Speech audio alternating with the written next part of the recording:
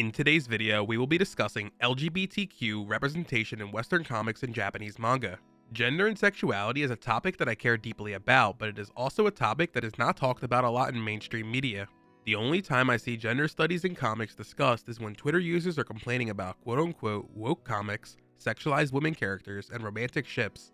The reality is, discussions about LGBT representation are difficult to have because they can quickly get political. While everyone might not agree with everything said in this video, I hope it will be a good starting point for opening a dialogue around LGBT representation in comics, manga, and webtoons. By the end of this video, you will learn about early LGBT comics, the problem with Yuri and Yaoi manga, and how to positively represent LGBT themes and characters in your own work. But first, let's hear a word from today's sponsor. To be completely transparent, I do identify as cishet, or cisgender heterosexual. What this means is I was born male and I identify as a man with he, him, his pronouns. This is important to mention because I am making this video from the perspective of an ally. Of course, there are things that I will never truly understand or experience, so please be patient with me and correct me if I say something incorrect. For the last 4 years, I worked as a project coordinator for my university's Center for Gender Equity. I also took several college courses on gender studies and won 2 awards at the Gender Studies Academic Conference with my one-shot Gender Vignettes. Joining me in today's video is Devin Whitlock, the founder of the Chicago Public Library's Comic Book Club. He is also a blog writer who writes about gay comic books on the internet. You may have seen some of his articles on Medium. Devin has also moderated several official panels at comic conventions like San Diego Comic-Con. My name is Devin Whitlock.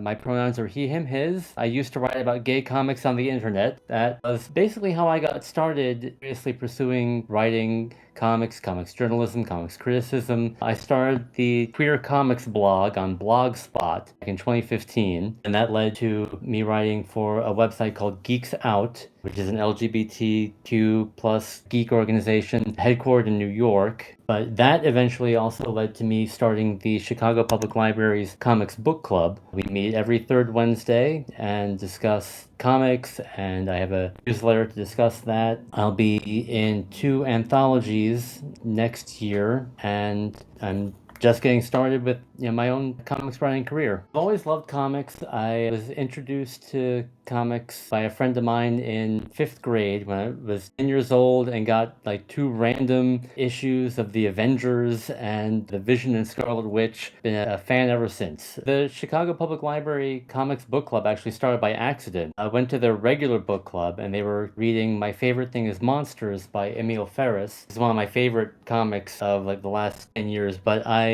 spoke so passionately about that book. We had such a good time. The librarian approached me afterwards and asked if I would like to do a separate book club just devoted to comics. I would definitely encourage your audience to subscribe to my newsletter. You can find that at devinwhitlock.substack.com. It's Devin's Chicago Comics Book Club Digest. I provide updates on what we're reading at the book club. I provide an aggregate of comics news stories. I do little short essays. I'll be posting some of my own comics work there. I can also be found on Twitter, Instagram, Blue Sky, Discord. My handle is typically Devin Agonistes. Before we dive into discussing LGBT plus representation in comics and manga, we need to understand a few important terms. I understand that not everyone has taken gender study classes, read books on gender and sexuality, or done activist work, so I want to make sure we are all on the same page.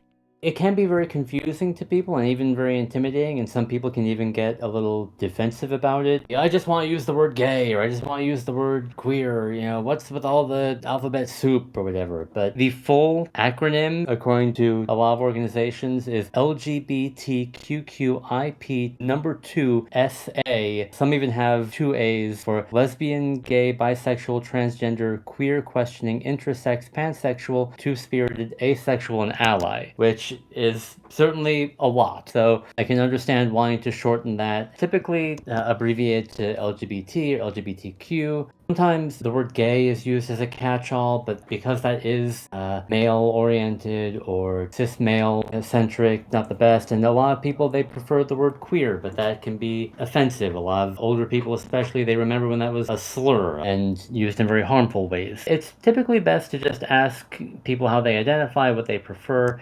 Another important distinction that I want to make is the difference between sex, gender, and sexuality. Sex is the gender you are assigned at birth based on your biological reproductive organ. Gender includes the social, psychological, cultural, and behavioral aspects of being masculine, feminine, both, or neither. Sexuality or sexual orientation refers to the person's identity of who they are attracted to. The final term that I want to introduce to you all is this idea of intersectionality. Intersectionality is an analytical framework for understanding how a person's various social and political identities combine to create different modes of discrimination and privilege. In other words, intersectionality identifies multiple factors of advantage and disadvantage. It explores how race, class, gender, ethnicity, sexuality, religion, disability, and physical appearance overlap and interact.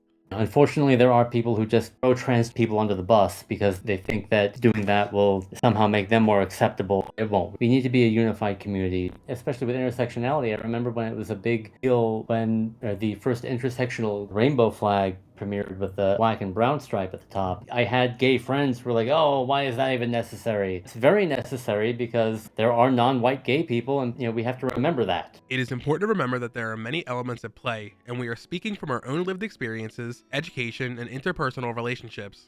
We don't claim to know everything or speak for everyone. The purpose of this video is to open up a dialogue to improve LGBT representation in comics, manga, and webtoons. Like I briefly mentioned earlier, the term woke comics is often used to describe comics, manga, and webtoons with more progressive storylines, characters, and themes. Recent examples of comics that spark discussion online include I Am Not Starfire, The New Warriors, and Superman Son of Kal-El #5. In your opinion, how do you feel about LGBT representation in the current Western comic industry?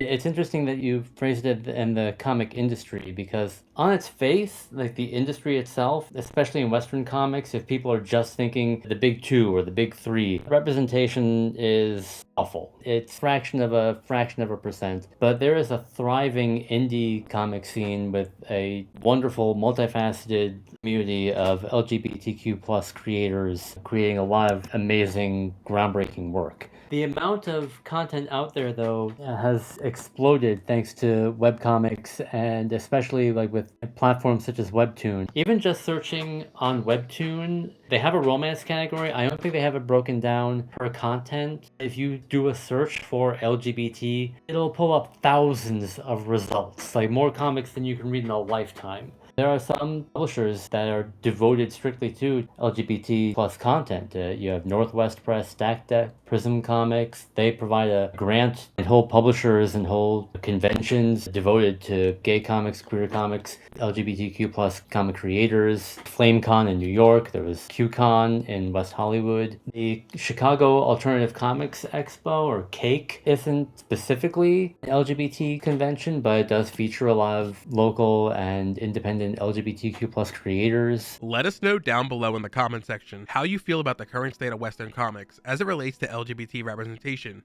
Do you believe it has improved over the years? What would you like to see more of in newer comics and graphic novels?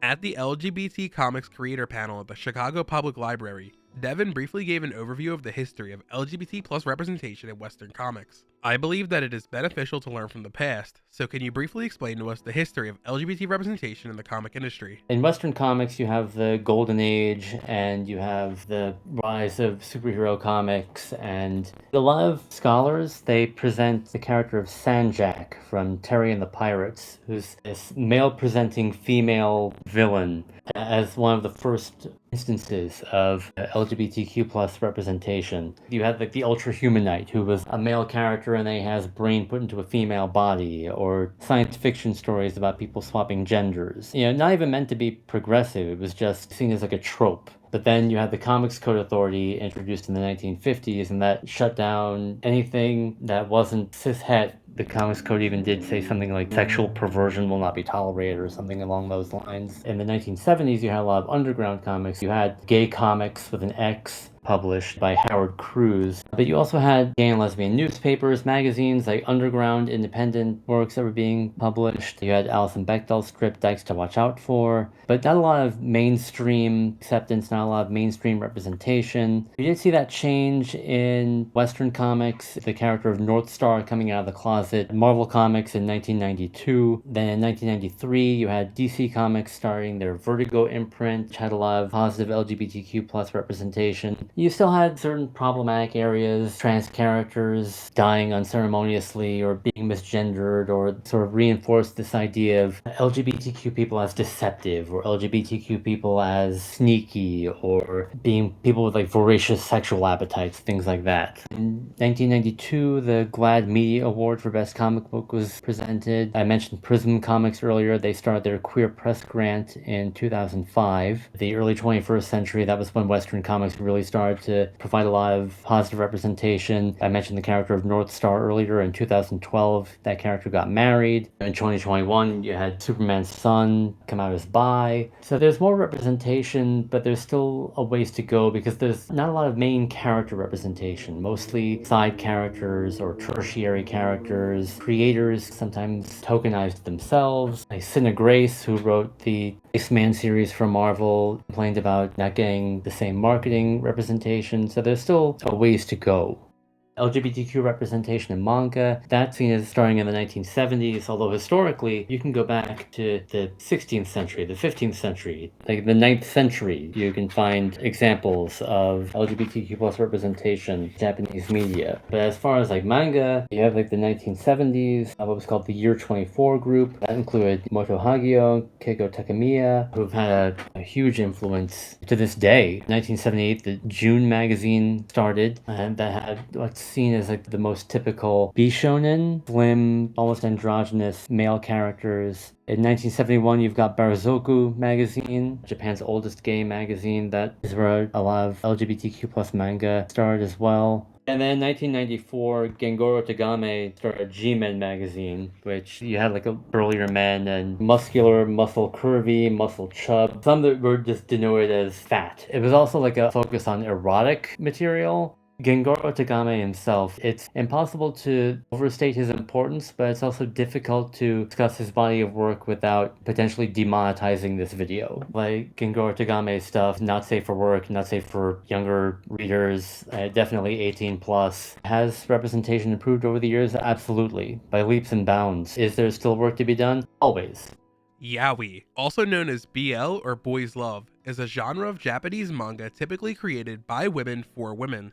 Yaoi is commonly used in the West as an umbrella term for Japanese-influenced media with male-to-male relationships. Yaoi is different from bara, or gay manga, which is a genre of homoerotic media marketed to gay men.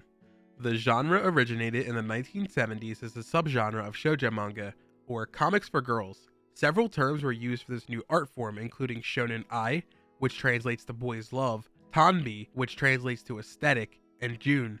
The more research I did on whether or not the terms yaoi and yuri were still appropriate or still correct, it varied the more I looked into it. Western manga fans tend to view them as outdated, but they're still seen as current in Japan. Meanwhile, you also have like various other subgenres. Like in China, there's danmei. But the term yaoi actually a conflation or like a portmanteau of the phrase yamanashi, ochinashi, iminashi. No climax, no point, or no anticlimax, no meaning. Like sort of dismissed as like dull, dud manga with like no real point other than to pretty boys posing and engaging in like romantic behavior or sometimes just full-blown sexual content. Some LGBT critics claim that yaoi manga's depiction of gay relationships can be problematic. A common trope in yaoi manga is homosexuality. Yaoi will always feature man-to-man relationships. Despite this, in many yaoi stories, these characters rarely identify as gay. They never state their sexual identity out loud despite engaging in homosexual activity. Yaoi author Makoto Tatenso expressed skepticism that realistic depictions of gay men's lives would ever become common in yaoi because, quote-unquote, girls like fiction more than reality. Many fans consider the genre to be escapist fiction and look past the criticism. Comiket co-founder Yoshihiro Yonezawa has described yaoi as, quote-unquote, akin to girls playing with dolls. This statement has received criticism for refusing to acknowledge homophobia in the world. In terms of subgenre, yaoi can be broken down into bara, Shotokan, and Omegaverse. Shotokan, or Shota for short, is a genre that depicts prepubescent boys in a romantic or pornographic context. Shota is the male equivalent of lolly manga. The Omegaverse is a male-to-male subgenre that divides humans into a dominance hierarchy of dominant alphas, neutral betas, and submissive omegas. Aside from Bishonen, seme and uke is another popular trope in BL. The Ichiban verb seme means to attack. This term is commonly used to refer to the top in a relationship. The term uke means to receive and refers to the bottom in a relationship. In yaoi, the seme is often depicted as restrained, physically powerful, and protective. He is generally older and taller. The seme pursues the uke, who is often depicted as softer, androgynous, and smaller. You'll see a lot of LGBTQ plus manga creators, they do historical stories because there were more progressive ideas about sex and gender before westernization or before the Meiji era. You know, the introduction of Christianity and introduction of like Western ideas, and then suddenly you have anti-sodomy laws, and you know, all of the fluidity that existed in Japanese society was just criminalized. And then you had like the American occupation in post-World War II that just really drove it underground. Building on this, the terms seme and uke are originally martial arts terms. These terms have a special significance to the Japanese audience because same-sex love between samurai and their companions was not uncommon. During pre-Meiji Japan, samurai would engage in sexual relationships with their wakashu students. Wakashu is a historical Japanese term that translates to adolescent boy. These young boys would study under their masters and undergo training for martial arts. They would learn warrior etiquette and the samurai code of honor. The samurai and his student would agree to a brotherhood contract where both partners would swear to only sleep with each other during their training. This sexual relationship would come to an end when the boy came of age and completed his training. This piece of history could be responsible for why modern yaoi manga depicts partners with wide age gaps in different positions of power. Just this past June, there was actually a ban on same-sex marriage was found to be constitutional. Even in that ruling, it was seen as having a negative effect on same-sex couples. There have been 5 rulings on same-sex marriage in Japan in just the past 2 years. It's really becoming similar to the fight for marriage equality here in the United States, sort of reaching a boiling point. Some regions, they do have civil unions, but it's similar to civil unions here in the United States. It's still a second-class status. It doesn't provide the same rights and protections as full marriage. Some research I've seen that adoption is seen as a possibility, where one partner will simply adopt their other partner just to entitle them to legal and inheritance rights and hospital visitation rights. Even as it's seen as a more progressive country, Japan does still have a ways to go in terms of like LGBT. And Yuri is a term for girl love manga. It comes from the Japanese word for lily to sort of distinguish it from the Japanese word bara, which is the word for rose, which is yet another term for a male same-sex manga. That term is seen as sort of a slur because it was actually used sort of like the word pansy, but it was also Barazoku magazine, which was the first gay men magazine in Japan. This term came to be associated with lesbian pornographic manga in the 1990s through the magazine ladies comic Misuto, which heavily featured lily flowers. Over time, the term drifted from its erotic connotation and evolved to describe the portrayal of intimate love, sex, and emotional connection between women characters in media. Yuri is also referred to as GL, or girls love, and shoujo ai. It is important to remember that not all Yuri manga is sexual in nature. In fact, it is very rare for girls love manga to depict graphic sex scenes. The majority of Yuri stories published in the 1970s and the 1980s were tragedies, focusing on doomed relationships that ended in separation or death. This era inspired modern Yuri tropes like the Crimson Rose and the Candy Girl. The Candy Girl refers to a girl character who is physically smaller with lighter hair and a more naive personality. This character often admires the Crimson Rose, a taller girl with long dark hair and a serious demeanor. An example of this trope in modern manga can be seen in the series Bloom Into You, as well as Citrus. One of the girls always has to be a tomboy. This one's the quote-unquote man in the relationship, which is silly, offensive, reductive, sexist, all manner of things. In Japanese lesbian culture, the participants in lesbian relationships are occasionally referred to as tachi, which translates to top, and neko, which translates to submissive. This dynamic is comparable to the seme and uke and yaoi manga, and the butch and femme distinction in broader lesbian culture.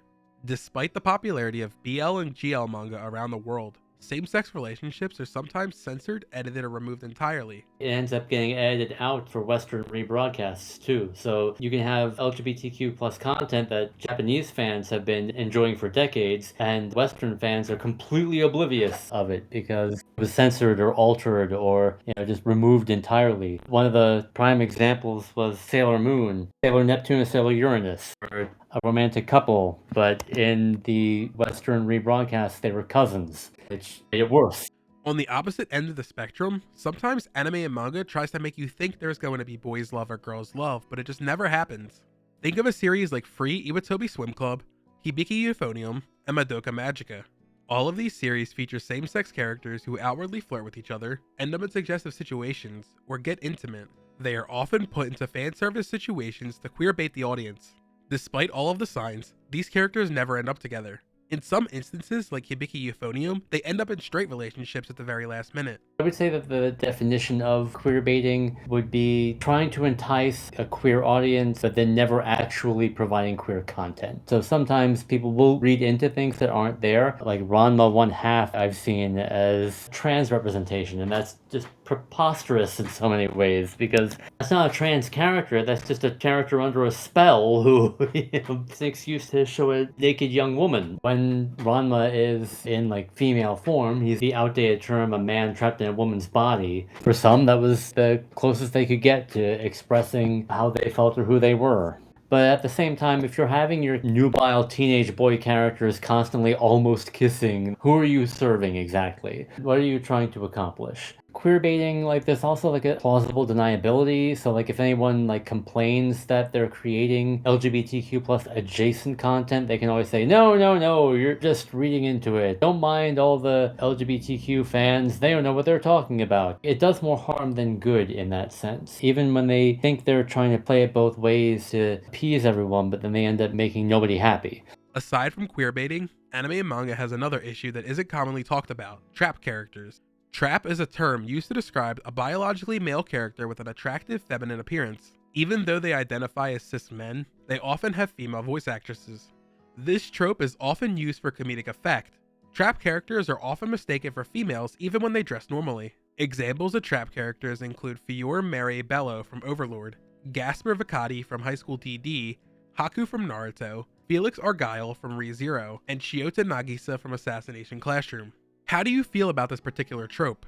What is the laugh? Who are you laughing at? The answer, unfortunately, is that you're turning actual trans people in real life outside of manga stories into punchlines, into deserving victims of violence, into deceptive people who are just trying to perform sexual assault or something. I mean, it's an absolutely awful trope to have. That's probably the most common trope that does the most harm. Like Bishonen, I don't have as much an issue with, because there are people who are like that in real life. You can find wispy, effeminate gay men who are perfectly comfortable. There's no such thing as a cis man posing as a woman in order to trap a cishet guy. Like, trans women are women. Like, they're not trying to deceive anyone. They're not performing a ruse. It does also like sort of reinforce the stereotype that gay men are effeminate, gay men are weak, they only come in this one particular body type and set of mannerisms, and like that's simply not true. Part of why we need more diversity in representation and diversity in representation. People are individuals, and LGBTQ plus people are individuals, and there's as varied a set of expression as there is in all of humanity you'll find in LGBTQ plus community. So this brings me to my next question.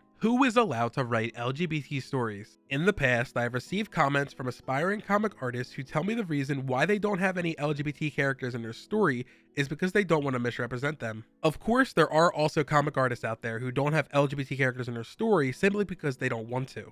Both of these situations lead to very few comics, manga, and webtoons with LGBT characters, storylines, and representation. In the West, there was controversy when it was revealed that the author of Love, Simon, a movie about gay men coming out, was a straight woman.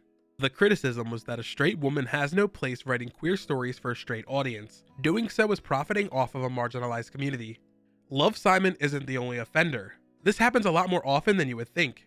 According to an article on Electric Literature, the vast majority of gay romance books are written by women, straight white women who in their About the Author section talk about their husbands, children, and cats. In the East, the same conversation is being had.